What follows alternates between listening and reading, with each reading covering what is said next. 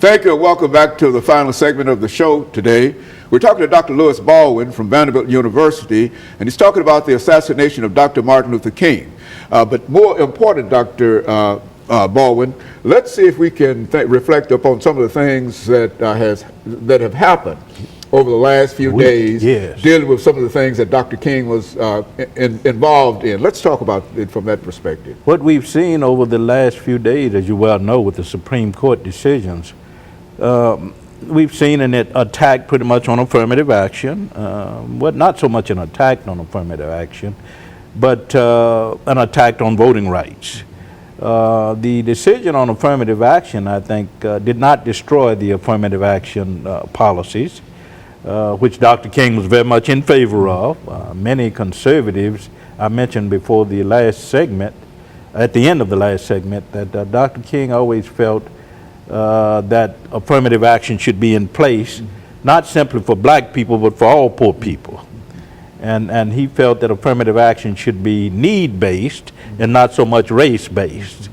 And that's important. That has been pretty much kept in place, despite the fact that you have many attacks on affirmative action from the religious right and from the political right. But when it comes to voting rights, of course, we've seen over the last few days an effort to erode this whole idea of federal oversight. When you look at states like Alabama, my home state, Mississippi, Arkansas, those southern states, which of course, as you well know, in the past have had many problems with voting, we wonder what will happen now, because what happened with the Supreme Court decision is that you had pretty much the elimination of federal oversight of voting processes in these states. So what will happen? Will the votes be counted? Will blacks be intimidated at the polls? We have these kinds of questions now, and it all, I think, amounts to a kind of backing away from Dr. King's legacy, because, as you well know, Dr. King was all about voting rights, not only voting rights, but the right of people to hold public office. And we know that in 1965, the march from Selma to Montgomery was all about achieving not only voting rights, but the right of political participation. And we've seen over the last few years efforts to intimidate voters, voter suppression. We saw that in the last presidential election. And we wonder what will happen now that federal oversight of the voting processes in this country have been sort of eroded with the recent Supreme Court decision. And so in a real sense, I think the challenge is really to almost rewrite, in a real sense, the whole history of voting in this country, because you just can't sit back and not do anything. Exactly. And I think the pattern has already been laid out as to how you accomplish voting rights in this country. Do you think that it now requires us to do the same thing and getting back into the streets, the same kind of activity? I hope not, but it may require a kind of reoccurrence of what was happening in the 1960s. And of course, leaders like Al Sharpton have already said that perhaps we will have to take to the streets again to make sure that voting rights are secured. But I hope it doesn't, but it may very well require some of the same kind of activism that occurred in the 1960s. Very good. And so the Voting Rights Act of 1965 is part of Dr. King's legacy. It's part of his legacy, yeah. And that is only the political side. What are some of the other things that will draw us out and perhaps convince folks that there is a real need for some kind of action during this time, whether it's just writing letters or whether it's marching? Yes, I think writing letters to congressmen is very, very important, and Al Sharpton has recommended that. I think we also have to look at the possibilities of nonviolent direct action in the form of marches and demonstrations. I think that's still relevant to our times. But the important thing is to make sure that people's right to vote is secured, and all Americans' right to vote is secured. And we have to do whatever necessary to make sure that that happens. And so in a real sense, Dr. King's assassination left a legacy of struggle in a real sense, and a legacy of activism. Yes. And so in order for us to live up to what Dr. King was all about, then we have to at least do something. We just cannot decide. And what about just actual participation in the suffrage, which is to say that there are so many folks who don't vote, exactly, and who are not registered to vote, and who and some, I know in some of our own households, there are individuals within our own households who don't understand the importance of vote. What do we do in reference to that in terms of our own personal kind of commitment to increasing the number of individuals, black or white, who are registered to vote? Well, I think Dr. King said something back in 1965, and I think it's still relevant, is that education is very important. That we got to use the tools of education to get people to see the importance of voting. That in any process of participatory democracy, people have to vote.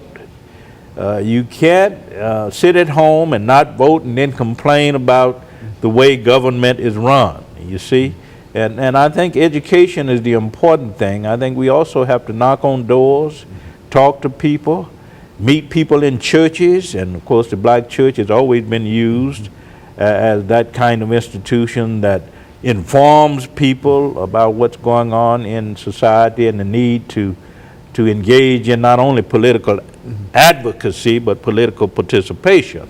So we need to use the institutions in our community, the church, the family, the schools, to educate people, to get them to see the importance of participating in democracy. That if they want representative democracy, if they want participatory democracy, then they have to become a part of it.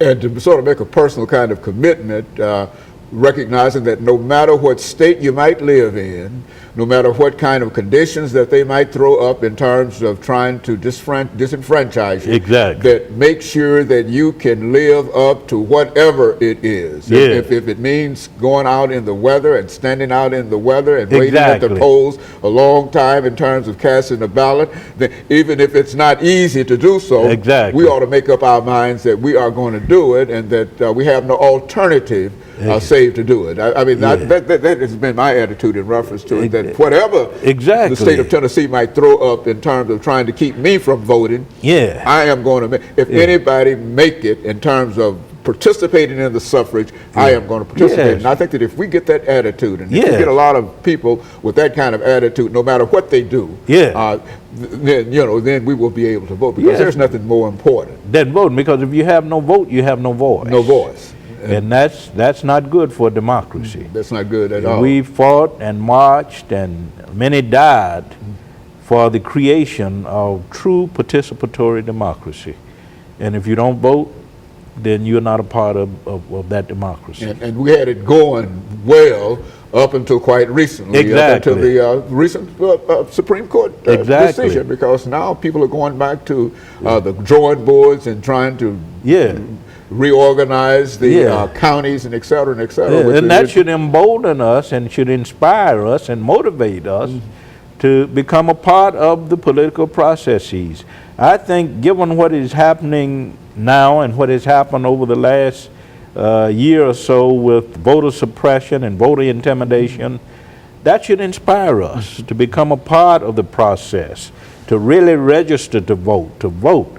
That should inspire us. And so hopefully what you've said here today in reference to the assassination of Dr. King and the legacy of Dr. King, and I think that if people can sort of buy into the things that we're talking about now, we'll be all right in reference to, and Africans still have to recognize that they're not fighting this war, this battle by themselves. We didn't fight the civil rights war by themselves. That there are a large number of sympathetic folks who are interested in the participation of everybody in the suffrage. And let me thank you, Dr. Baldwin, for bringing by that excellent information. And let me encourage our audience to tune in again next week for another informative edition of Comments. Thank you and good morning.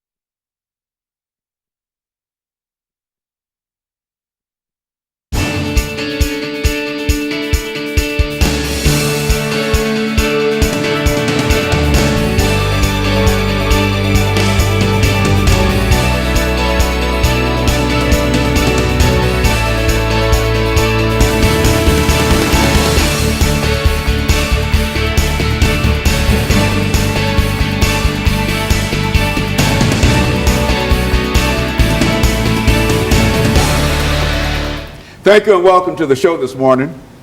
The topic this morning is peacemakers, and we're fortunate to have with us the CEO of the organization Peacemakers, as well as Miss Elizabeth Dial, to talk about some of the activities in reference to this organization and some of the things that they are doing and hope to do in reference to helping to create a better society. And of course, Ms. Greenlee, let me first introduce you, because you've been with us on a number of occasions. Yes. And what we would like for you to do is to introduce Ms. Dial and give us the reason that she's here.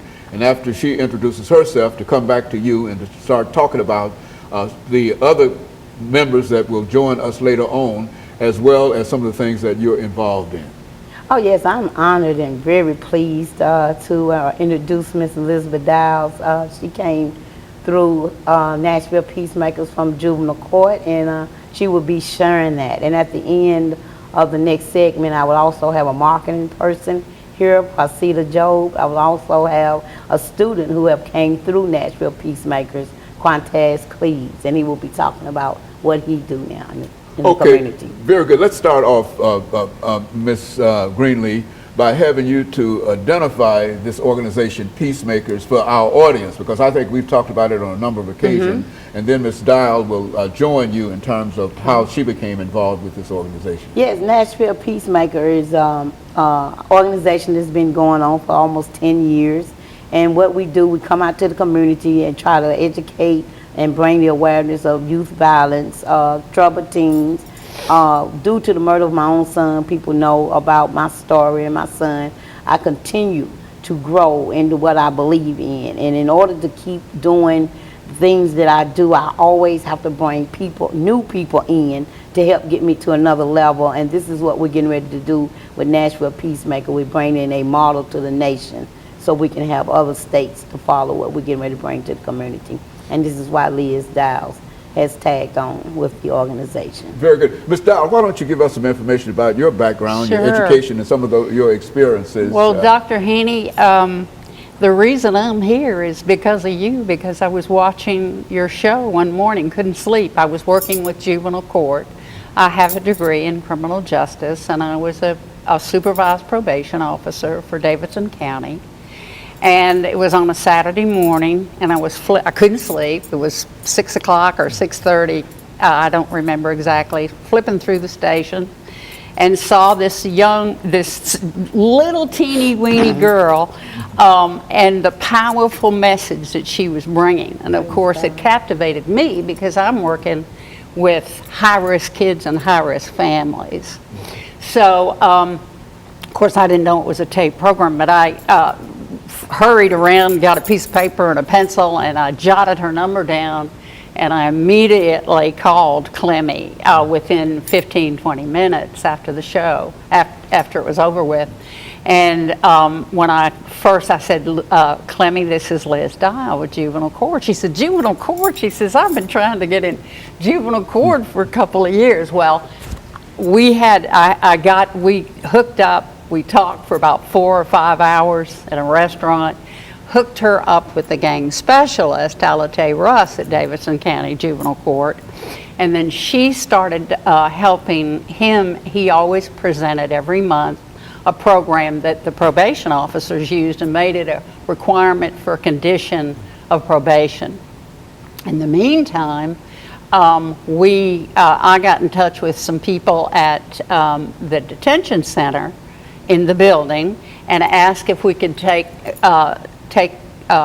Alate, the gang specialist, Clemmy, and we had some other people that had some stories that had been in trouble, older and younger, that had a success story like Clemmy did. And the kids are just absolutely captivated with her. I mean, it's like a tennis match. She walks this way, they follow her. It's just incredible, because they identify with Clemmy. Yeah. That's why I was so captivated. I wanted to share her with every kid that I had on my caseload, and all the kids at juvenile court. Yeah. She was a runaway. She was sexually abused at 5. You know, she had a teen pregnancy. She got in trouble with juvenile court. Yeah. She got into drugs. She got into drug trafficking, selling and using drugs. And then, of course, her son was murdered, as she mentioned. Her son was murdered. And then she went into treatment, and that was just, it Yeah, shows so thank you. that she's such a success story. Very good. And of course, we're going to have to take our first commercial break. Sure. And we'll be back with our audience following this very, very short commercial break.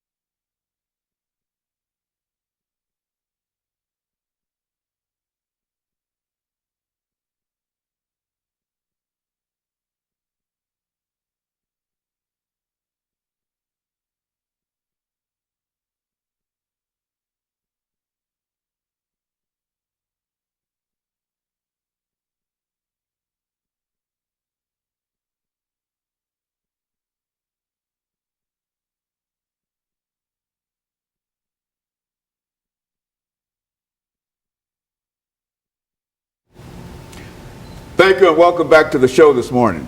The topic this morning is peacemakers, and we've been joined by two individuals also from the Peacemakers organization, Ms. P. Job and Mr. Q. Gleaves, both members of the Peacemaker organization who follows Ms. Greenlee as well as Ms. Elizabeth Dial, two earlier guests on this particular show. And of course, Ms.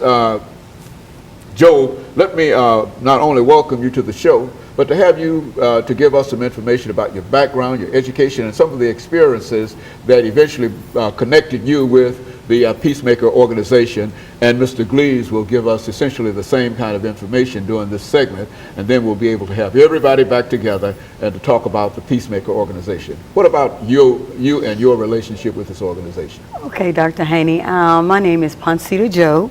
I kind of came into contact with Miss Greenlee about 4 or 5 months ago with a mutual friend who said that she needed some help. I have a company called P. Marie 3 that actually does marketing and promotions. After doing a little bit of research online and finding out a little bit about her, I felt that she definitely had some good points and some good workshops that really needed to be out there within the community to help our young teens and young adults get out of that rut that they're in sometimes. And so in a real sense, you are actively involved in helping her to, you're doing the marketing part of Yes, this, I do all of the marketing by getting sponsorship, finding community centers that may be available to be involved with the types of workshops that she has to offer with the kids that they have in around. Very good. Now, Mr. Gleaves, how did you become involved with this organization? First, I want to say that it's an honor and privilege to be here. You know, thank you. You know, thank Ms. Clement for inviting me here. But yes, Nashville Peacemakers and Ms. Clement has impacted my life in such a great way. You know, that many people might not even realize the seed, but the seeds that were sown, you know, when she was starting off and when they got the building and everything, by her trusting me with the building, with keys, having the truck and everything, it showed me love and see how I look now. You know, it might be easy, you know, to see that she would trust me, but I'm an ex-gang member, you know, and I come from the streets. I gang banged 5 years. You know, I had dreads, had the grill, you know, and that was me, you know. But the seeds that were sown from Miss Clement, it really impacted me, you know. And now I'm a program director for Why Love Youth Inc. And now I'm also a minister in training, you know. So it's just a great honor to be here to speak about this. And so in a real sense, you represent a real turn around in reference to a former gang member, and somehow you, quote, saw the light and et cetera, and so Ms. Greenlee had a real impact upon your life. Sir. Is that what we're saying? Yes, sir, she really did. And now you're having an impact, you believe, upon others because of what has gone on. Yes, sir, that's definitely correct. Now, I guess, Ms. Joe, that must be the kind of story that you're looking for in order to help promote what you're doing. And Yeah, well, definitely. With all of the violence that's going on in many various different ways, it's not just, as you would say, a murder off the street or somebody that you don't know. These are things that's really happening to people. It's not just something that you see on the news. It's your uncle, it's your aunt, it's everybody, it's your coworker. Everybody's going through some type of violence these days. So, yeah, this is very, very, very good that we need to get these positive things out there. Very good. And of course, Mr. Gleaves, you've been able to I think you said that you are a minister in training. Yes, sir. You've somehow gone into the ministry in reference to this. Do you think that you can have any impact upon some of the young men that you Yes, earlier dealt with? Yes, sir. It already has been a major impact, you know, being at Greater Grace Temple, my pastor, Brianna Mitchell, you know, and just him pointing to me and especially the seeds that were sown by Miss Clement, it really helps me to keep moving and keep pushing, you know, because it's easy to go back, you know, it's easy to do wrong, but, you know, I stay strong and keep focusing, and many guys look to that, you know, they see that and mainly show them, well, you know, I can't change the guys who really into it already, you know, because they got their mind made up, you know, all I can do is sow seeds. Like Miss Clement, they accepted me for who I was. They didn't try to change me, they accepted me, you know, with the dreads, with the grill, and that's why I'm saying other guys, other people, that organizations, they getting this money and all this, but Miss Clement, she loved us and accepted us, but people who out here doing this other thing, they not accepting people like who I was. They want people who already like me now, you know, that might be in a little trouble, but I was really out there, you know, and God has changed me. And so you can testify to that as well, I guess, Ms. Yes, Joe. yes. I mean, just within the little bit of time that I have actually engaged with Miss Clemmy Greenlee, I've had nothing but success stories from young people to mothers that have had kids that have been murdered, to young girls who people thought that would not amount to anything and wouldn't be anything, and they actually have come forth to say that yes, Clemmy Greenlee was there for me. She would answer my phone call at any amount of hours. She would actually come out with me. She would go toe to toe with me in the middle of the street. So she really did get me together and let me know that there was a lot more better, and I could be successful if I wanted to. Yes. Very good. And so both of you have some very, very encouraging kinds of statements to make in reference to this organization. And I think that in a real sense, it's the kind of thing that can be promoted not only here in Nashville, but other people have, I understand that oftentimes this Greenlee will go to other communities across the nation in order to push this organization, the Peacemakers organization. Oh yeah, she's definitely traveling all over the world. If you call her, she will be there. A lot of times we have to slow her down a little bit, but she definitely, we will make a way for her to be there. She definitely is not going to say no. Very good. And we've got about a minute and 22 seconds on this segment, and then we're going to have Ms.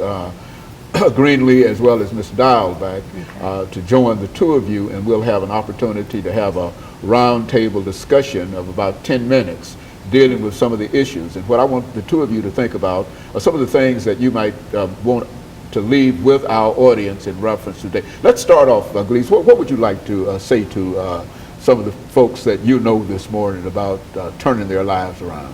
First off, I want to let them know that it's a way, you know, because if you don't feel like it's a way, then you can never escape. But God always gives us a way of escape for every temptation that comes our way.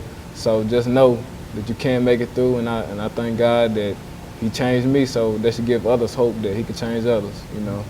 So. And as well, we've got about 30 seconds here, Mr. Joe. Well, I mean, I would just like for anybody to really look us up, Nashville Peacemakers, and see if they would love to have them to be involved. There's many different areas of that we need, and we need help within. So, yeah, please reach out to us, definitely. Very good. And of course, let me thank the two of you. And as I indicated, the two of you will be joined by Ms. Greenlee and Ms. Dial later on for our final segment. And we'll be back for the final segment of this show after this short commercial break.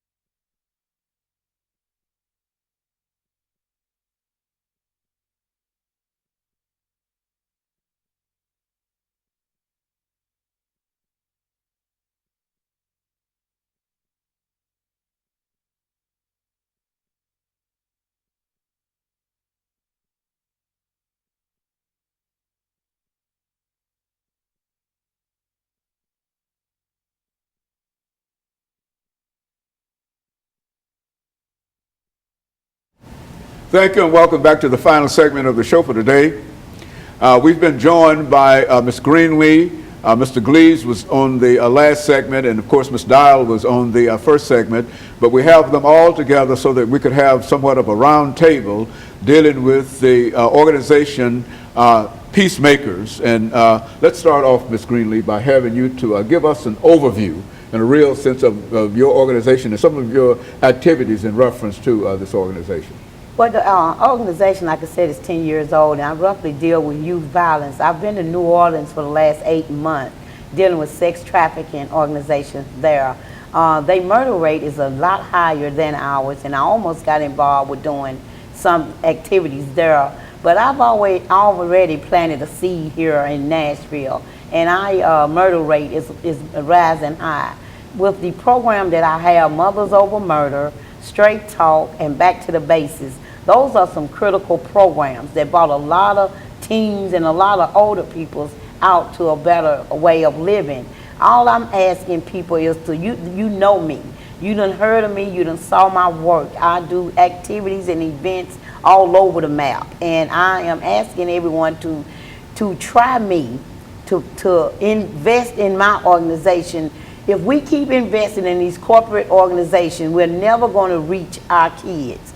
There's never going to be a grassroots organization that's going to get off the ground if we wait for corporate. Your little $5 and $10 that you're throwing away on a Coca-Cola bottle or a pack of cigarettes can invest in your child's life in my program. I'm asking everyone to just go back into their heart, dig back into their pocket, come back to Nashville Peacemakers, come back to Clement Greenlee. I have an event the 4th of July in Halle Park. This is my 7th year doing this event. I feed the homeless in November. People knew I started out with my brothers feeding them in a limousine. On Christmas, I give away 10 families Christmas presents. But I go to the sleazy hotels and give Christmas away because people won't go there. So if you don't want to do it, that's fine. But if I want to do it, then help me stay out there and help me continue my work.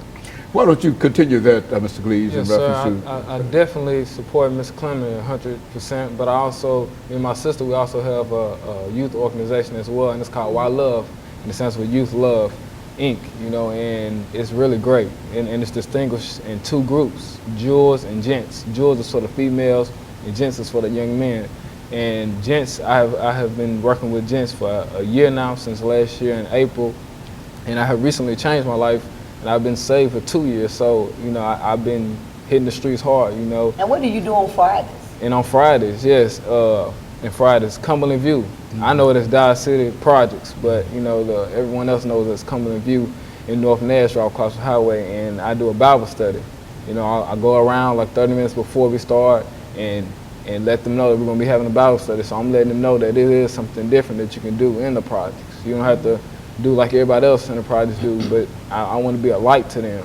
They don't necessarily have to come, but they can see that there's something else going on, you know, and that when they want to do something else different, they know who to come to, they know who to see, you know. And they used to call me Smooth, so they know, okay, he's serious, you know. Whatever he do, he with it. So I like what I do. I call it putting in work, you know. In the streets, you know, they say putting in work is something bad, but Jesus said do his work. So I'm putting in work for Jesus. When I go out there helping Miss Clement, I'm putting in work for Jesus, but I'm doing it for Miss Clement also and for Gents, you know. So it's an honor to be here to speak about this because we are doing some great things and we need support and help because we really got love for the community.